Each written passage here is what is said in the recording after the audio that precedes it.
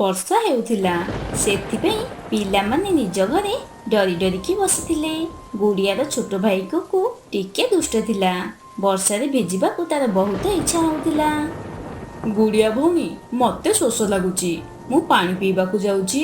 ମୋ ପାଖରେ କିଛି ବାହାନା କରେନି।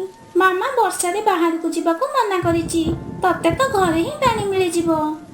କୁକୁ ହସିବାକୁ ଲାଗିଲା। ହେଲେ ଘରେ ତ ପାଣି ନାହିଁ, ଏବେ କହ ମୁଁ ପାଣି କେମିତି ପିଇବି? ଗୁଡ଼ିଆ ଗୋଟେ ଛୋଟ ବାସନ ନେଇକି ଝରକା ବାହାରକୁ ବାସନ ଦେଖାଇଲା। କିଛି ସମୟ ପରେ ବର୍ଷା ପାଣି ବାସନରେ ଫୁଲ ହେଇଗଲା। ଏଇ ନେ, ଇଏ ପାଣି ପିଇଲେ ତୋର ଯଦି ଶୋଷ ମରିବନି ତାହେଲେ ମତେ କହିବୁ, ମୁଁ ତତେ ଆହୁରି ପାଣି ଆଣିକି ଦେବି। ନାଇଁ ନାଇଁ, ମତେ ଏବେ ଆଉ ଶୋଷ ଲାଗୁନି, ମୋ ଶୋଷ ମରିଗଲା। ଗୁଡ଼ିଆ ହସିବାକୁ ଲାଗିଲା। କେବଳ ବାହାରକୁ ଯିବା ପାଇଁ ଏସବୁ ତୋର ଗୋଟେ ବାହାନା। ହେଲେ ମୁଁ ବି କୌଣସି ପ୍ରକାରେ ତତେ ବାହାରକୁ ଯିବାକୁ ଦେବିନି। ଏବେ ଚୁପ୍ ହେଇକି ବସେ, ମତେ ତ ମାମା କଥା ଚିନ୍ତା ଲାଗୁଛି। ଗୁଡ଼ିଆ ଭଉଣୀ, ମାମା ଏ ବର୍ଷାରେ କୋଉଠି ଲୁଚିଥିବ?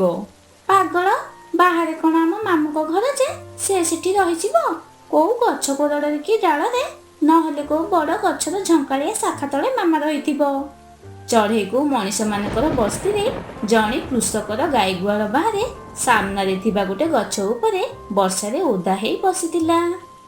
ଭଲ ହେଲା ମୁଁ ଆଜି ଗୁଡ଼ିଆକୁ ଆଣିନି, ନହେଲେ ବହୁତ ହଇରାଣ ହେଇଯାଇଥାନ୍ତି। ଚଢ଼େଇ, ଛୋଟ ଚଢ଼େଇ ଶୁଣୁ। କିଏ କିଏ ଡାକୁଛ ମତେ? ଠିକ୍ ସେତିକି ବେଳେ ଚଢ଼େଇର ଧ୍ୟାନ ସେ ଘରେ ରସିରେ ବନ୍ଧା ହେଇଥିବା ଗାଈ ଉପରେ ପଡ଼ିଲା। ଚଢ଼େଇ, ଏଠିକି ଆସ, ଏଇଠି ଛାତ ଅଛି। ଚଢ଼େଇ ଡରି ଡରି ଗାଈର ସେଇ ଛୋଟ ଛାତ ଘରକୁ ଗଲା। ମୁଁ ଏଠିକି ଆସିବାକୁ ଡରୁଥିଲି। ମତେ ମଣିଷମାନଙ୍କୁ ଦେଖିଲେ ବହୁତ ଭୟ ଲାଗେ। ହେଲେ ମୁଁ ତ ମଣିଷ ନୁହେଁ ନା। ମୋ ମାଲିକ ସକାଳେ ମୋଠୁ କ୍ଷୀର ନେଇକି ଯାଇଥିଲା। ଏବେ ସେ ସନ୍ଧ୍ୟାବେଳ ହେଲେ ଆଉଥରେ ଆସିବ। ତମକୁ ଚାରା କିଏ ଦଉଛି? ତମେ ତ ଏଠି ବହୁତ ଭଲ ଆଉ ମିଠା ମିଠା ଖାଦ୍ୟ ଖାଉଥିବ। ନାଇଁ ଚଢ଼େଇ, ମୋ ମାଲିକ ଏ ବର୍ଷା ଋତୁରେ ମତେ ଟୋଟାଲ ଭୁଲିଯାଏ। ନା ପାଣି ନା ଚାରା କିଛି ନାହିଁ, ଆଉ କୁହେ ଯେ ଏ ବର୍ଷା ଋତୁରେ ମୁଁ ଘାସ କୋଉଠୁ ଆଣିବି? ଏବେ ତମେ କୁହ ଚଢ଼େଇ, ଏ ବର୍ଷା ଋତୁରେ ମୁଁ ମୋ ମାଲିକକୁ କ୍ଷୀର ଦଉଛି, ହେଲେ ସେ ମତେ ଘାସ କଣ ପାଇଁ ଦବନି? ମୁଁ ତମ ଭଳି ଆଜାଦରେ ବଞ୍ଚିବାକୁ ଚାହୁଁଛି। ମୋ ବେକରେ ରସି ଲାଗିଛି, ଆଉ ତମେ ତମେ ପୁରା ଆଜାଦ। ମତେ ମୋ ମାଲିକ ଘାସ ଦବ କି ନ ଦବ ସେଇଟା ତାର ଇଚ୍ଛା, ହେଲେ ତମେ ତମ ଇଚ୍ଛା ଅନୁସାରେ ଆସିପାରିବ ଆଉ ଯାଇପାରିବ। ଗାଈ ତ ଗୋଟେ ଥରକରେ ତା ଜୀବନର ସବୁ ଦୁଃଖ ଚଢ଼େଇକୁ କହିଲା। ଜଙ୍ଗଲରେ ଜୀବନ ବିତେଇବା ବହୁତ କଷ୍ଟ। ଏବେ ତମେ ଦେଖ, ମୋ ପିଲାମାନେ ଘରେ ଅଛନ୍ତି, ଆଉ ମୁଁ ଏଠି ମରି ମରି ବଞ୍ଚୁଛି। ସେମିତିରେ ତମର କଣ କିଛି ପିଲାଛୁଆ ନାହାନ୍ତି?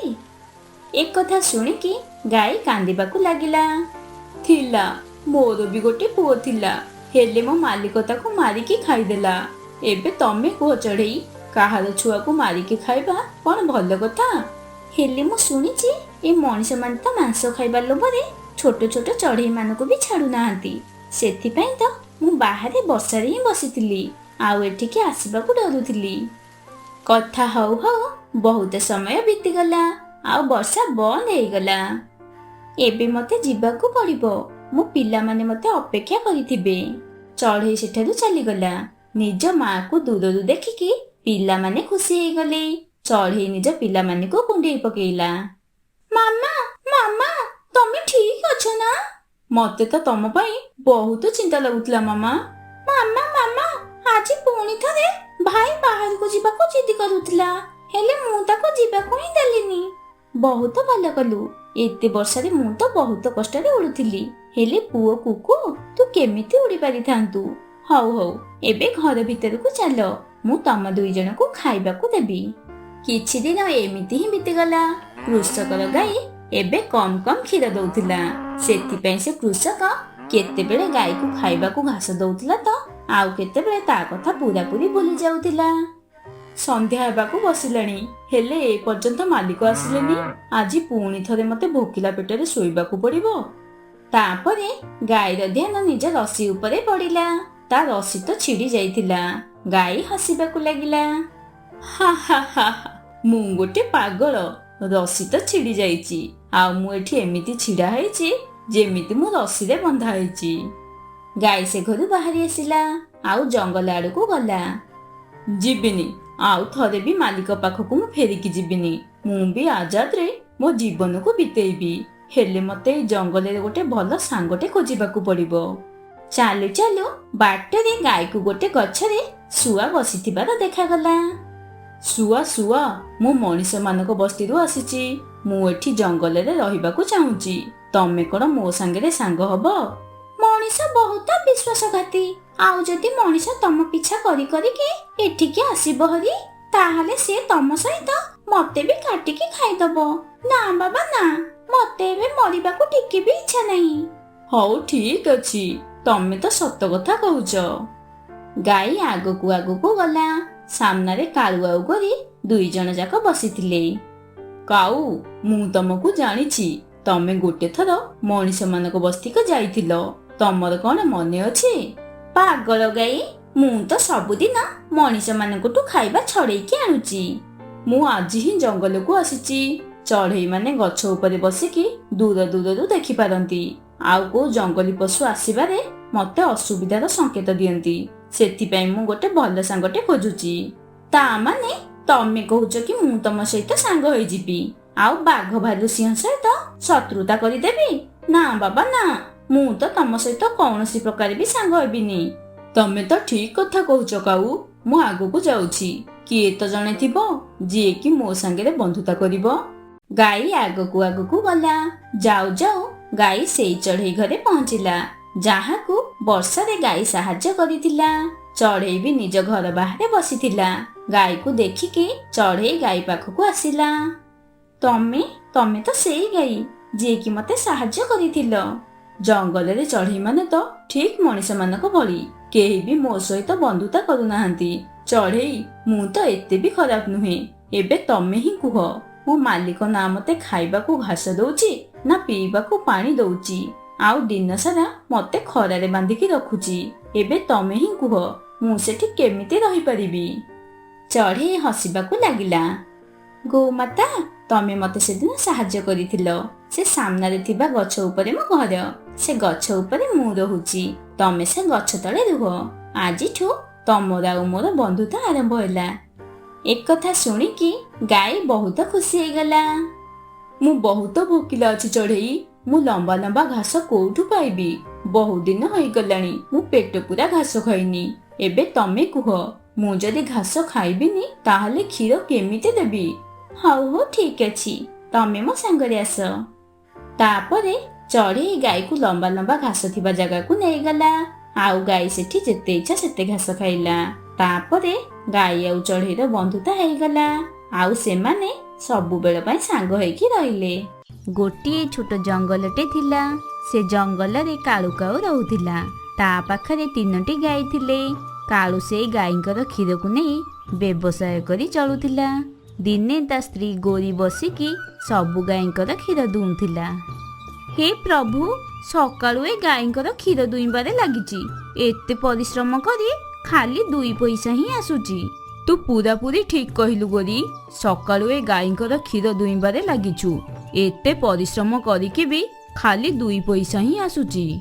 ଆରେ ଶୁଣ, ମୋ ପାଖରେ ଗୋଟେ ଉପାୟ ଅଛି, ଯାହା ଦ୍ୱାରା ଆମେ ବହୁତ ଶୀଘ୍ର ଧନୀ ହେଇଯିବା। ଆଚ୍ଛା, ତାହେଲେ ଡେରି କାହିଁକି କରୁଛୁ? ଶୀଘ୍ର କହ, ସେ ଉପାୟଟା କଣ? ତାହେଲେ ଶୁଣ, ଆମେ ଗାଈଙ୍କ ଉପରେ ଗୋଲ୍ଡେନ କଲର ମାରିକି ଏମାନଙ୍କୁ ବହୁ ଦାମରେ ବିକ୍ରି କରିପାରିବା। କଣ କହୁଛୁ ତୁ? ଯଦି ଆମେ ଧରା ପଡିଯିବା? ଏମିତି କିଛି ବି ହବନି। ତମେ ସେ ସବୁ ମୋ ଉପରେ ଛାଡିଦିଅ। ତାପରେ ଅର୍ଦ୍ଧରାତ୍ରିରେ କାଳୁ ଆଉ ତା ସ୍ତ୍ରୀ ଗୋରି ପ୍ରଥମେ ଗୋଟିଏ ଗାଈ ଉପରେ ଗୋଲ୍ଡେନ କଲର ମାରିଲେ। ଗାଈକୁ ପୁରା ରଙ୍ଗ ମାରିବା ପରେ ସେ ଗାଈଟା ପୁରାପୁରି ସୁନା ଭଳି ଚମକିବାକୁ ଲାଗିଲା। ହେଇ ଦେଖ, ପୁରା ସୁନା ଭଳି ଦେଖାଯାଉଛି ନା? ଆରେ ବା ଗୋରି, ଇଏ କୋଉ ଆଡରୁ ବି ସାଧାରଣ ଗାଈ ଭଳି ଦେଖାଯାଉନି। ତୁ ତ ପୁରା କୁହୁକ କରିଦେଲୁ। ଆମେ କାଲିଆକୁ ବିକ୍ରି କରିଦବା, ଆଉ ଆମେ ପୁରା ଧନୀ ହେଇଯିବା। ଏମିତି କରି ଗୋଟି ଗୋଟି କରି ସବୁ ଗାଈ ବିକ୍ରି କରିଦବା।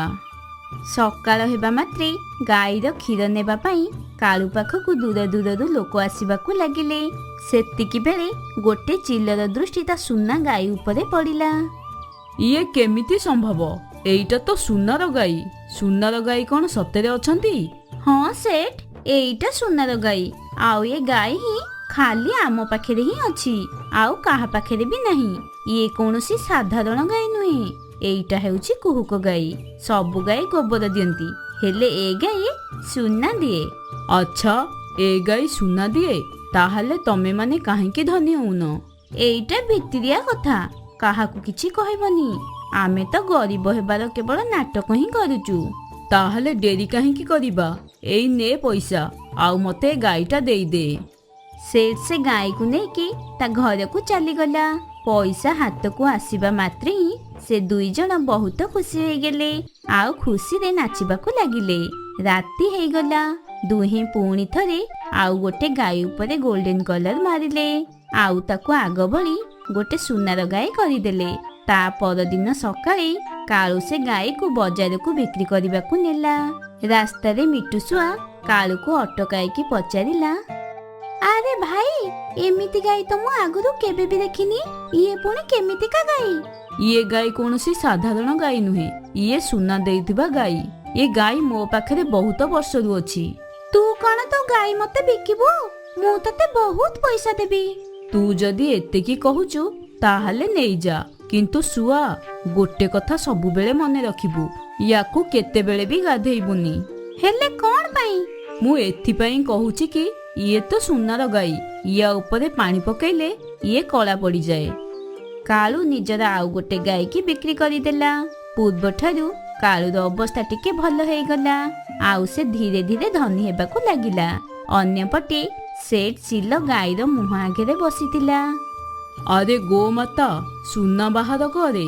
ହେ ଭଗବାନ, ଏ ଗାଈକୁ 2 ଦିନ ହେଲା କିଣିଲାଣି, କିନ୍ତୁ ଇଏ ଥରୁଟିଏ ବି ସୁନା ଦଉନି। ତମେ ଏ ଗାଈକୁ 2 ଦିନ ହେଲା ଆଣିଲଣି, ତମେ ୟାକୁ ପେଟ ପୁରା ଖାଇବାକୁ ବି ଦେଇଛ କି? ଯଦି ତାର ପେଟ ପୁରିବା ପରେ ସେ ସୁନା ଦଉଥିବ। ସେ ଗାଈବାଲା ତ ଏମିତି କିଛି କହିନଥିଲା, ତଥାପି ମୁଁ ୟାକୁ ଖାଇବାକୁ ଦଉଛି। ଚିଲ ନିଜ ସ୍ତ୍ରୀକୁ ଗାଈ ପାଇଁ ଭଲ ଭଲ ଖାଇବା ତିଆରି କରିବାକୁ କହିଲା, ଆଉ ଗାଈକୁ ଖାଇବାକୁ ଦେଲା। ଗାଈ ବି ବହୁତ ମଜାରେ ଖାଉଥିଲା, ଯେମିତିକି ସେ ଗାଈକୁ ଆଗରୁ ଏମିତି ଖାଇବା କେବେ ବି ମିଳିନଥିଲା। ହେ ଭଗବାନ, ଏ ଗାଈ ସୁନା କଣ ଦବ? ଖାଲି ଖାଇ ଖାଇ ଗୋବର ହିଁ ଗୋବର ବାହାର କରି ଚାଲିଛି। ତାପରେ କଣ ହେଲା ନା, ସେଠ ଚିଲ ବହୁତ ଜୋରରେ ରାଗିଗଲା, ଆଉ ରାଗରେ ଚିଲ ଗାଈ ପିଠି ଉପରେ ବସି ପଡିଲା, ଆଉ ଜୋର ଜୋରରେ ଡେଇଁବାକୁ ଲାଗିଲା। ଇଏ କେମିତିକା ଗାଈ? ଏତେ ଡେଇଁବା ପରେ ବି ସେ ଟିକେ ବି ସୁନା ଦଉନି। ଘର ସାରା ଗୋବର କରି କରି ଖାଲି ଗନ୍ଧଉଛି, ପୁରା ଘରେ ନାକ ବନ୍ଦ କରିକି ବୁଲିବାକୁ ପଡୁଛି। ଅନ୍ୟପଟେ ଶୁଆର ଅବସ୍ଥା ଠିକ ସେଟ ଭଳି ହଉଥିଲା। ସେ ଗାଈକୁ ଆଉଁସି ଆଉଁସି କହିଲା, ଆଜିଠୁ ତୁ ଆମ ଘରର ଜଣେ ସଦସ୍ୟ। ତୁ ବହୁତ ସୁନ୍ଦର ଗାଈଟେ, ସୁନ୍ଦର ଦେଖାଯାଉଛୁ ବୋଲି ମୁଁ ତୋ ନା ସୁନ୍ଦରୀ ଦଉଛି। ହଉ, ଏବେ ମତେ ସୁନା ବାହାର କରିକି ଦେ। କିନ୍ତୁ ଗାଈ ବି ତାକୁ କିଛି ବି ସୁନା କାଢିକି ଦେଲାନି। ଶୁଆ ତା ପାଟି ପାଖକୁ ଯାଇକି ତା ପାଟିକୁ ଦେଖିଲା, କିନ୍ତୁ ତା ପାଟି ଭିତରେ ତାକୁ କିଛି ବି ମିଳିଲାନି। ଇଏ ତ ଏ ପର୍ଯ୍ୟନ୍ତ କିଛି ବି ସୁନା ଦେଲାନି, କଣ କଲେ ଇଏ ସୁନା ଦବ? ୟାକୁ ଯାଉଛି ଭଲ ଭଲ ଖାଇବା ଖାଇବାକୁ ଦେବି। ତାପରେ ଶୁଆ ଗାଈ ପାଇଁ ବହୁତ ସାରା ଭଲ ଭଲ ଖାଇବା ଆଣିଲା, ଆଉ ତା ପାଟି ଆଗରେ ରଖିଦେଲା। ଦେଖ ସୁନ୍ଦରୀ, ମୁଁ ତୋ ପାଇଁ କିସମିସ, ବାଦାମ, କାଜୁ ଏତେ ସବୁ ଖାଇବାକୁ ଆଣିଲି। ୟାକୁ ଶୀଘ୍ର ଶୀଘ୍ର ଖାଇଦେ, ଆଉ ଶୀଘ୍ର ଶୀଘ୍ର ତୁ ମତେ ସୁନା ଦେ। ଗାଈ ଧୀରେ ଧୀରେ ସେସବୁ ଚୋବେଇକି ଖାଇବାକୁ ଲାଗିଲା। ଗାଈର ପେଟ ପୁରିବା ମାତ୍ରେ ହିଁ ତାକୁ ନିଦ ଲାଗିଲା, ଆଉ ସେ ସେଇଠି ବସି ବସି ହିଁ ଶୋଇପଡ଼ିଲା, ଆଉ ପଛରେ ବହୁତ ସାରା ଗୋବର ବାହାର କରି ନିଜ ଦେହକୁ ଅପରିଷ୍କାର କରିଦେଲା। ଇଏ ତ ସୁନା ନ ଦେଇକି ଶୋଇପଡ଼ିଲା, ଆଉ ନିଜେ ସେ ଗୋବର ଉପରେ ଶୋଇକି ଅପରିଷ୍କାର ବି ହେଇଗଲା। ହେଲେ ମୁଁ ୟାକୁ ଗାଧେଇବିନି, କାରଣ କାଳୁ ମତେ ଗାଈକୁ ଗାଧେଇବାକୁ ମନା କରିଛି। ଏବେ ମୁଁ କଣ କରିବି? ମୁଁ ଏ ଗାଈ ଉଠିବା ପର୍ଯ୍ୟନ୍ତ ଅପେକ୍ଷା କରିବି, ଆଉ ନହେଲେ କଣ କରିବି? ଇଏ ଯେତେବେଳେ ଉଠିବ ସେତେବେଳେ ବୋଧେ ମତେ ସୁନା ଦବ, ତାପରେ ମୁଁ ଦୁନିଆର ସବୁଠାରୁ ବଡ ଧନୀ ଚଢେଇ ହେଇଯିବି। ଅନ୍ୟପଟେ କାଳୁ ଆଉ ତା ସ୍ତ୍ରୀ ଧନୀ ହୋଇଗଲେ। ତାଙ୍କ ପାଖରେ 3ଟି ଗାଈ ଥିଲେ, ସେଥିରୁ ତାଙ୍କର 2ଟି ଗାଈ ବିକ୍ରି ହେଇସାରିଥିଲା, ବାସ୍ ଆଉ ଗୋଟିଏ ଗାଈ ବାକି ଥିଲା। ଦେଖିଲ, ମୋ ଯୋଜନା କେତେ କାମ କଲା। ବହୁତ କମ ଦିନରେ ଆମେ ବହୁତ ବଡ ଧନୀ ହେଇଗଲେ। ତୁ ଠିକ କହିଲୁ, ଆମକୁ ଆଉ ଜଣେ ହିଁ ଏମିତି ମିଳିଯାଉ। ତାକୁ ବି ଆମେ ଏଇ ମିଛ କଥା କହିବା ଆଉ ତାକୁ ଏ ଗାଈକୁ ବିକିଦବା। ତାପରେ ଆମେ ଏ ଜଙ୍ଗଲକୁ ଛାଡି ଆର ଜଙ୍ଗଲକୁ ଚାଲିଯିବା, ଯାହା ଦ୍ୱାରା ଆମେ ଆଉ ଧରା ପଡି ପାରିବାନି। ସେପଟେ ସେठ ମୁଣ୍ଡରେ ହାତ ଦେଇକି ବସିଥିଲା।